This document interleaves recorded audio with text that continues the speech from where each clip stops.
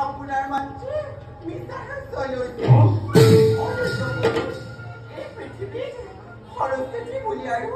অন্য কোনো কন্যা নাই আপুনি মোক গ্ৰহণ কৰক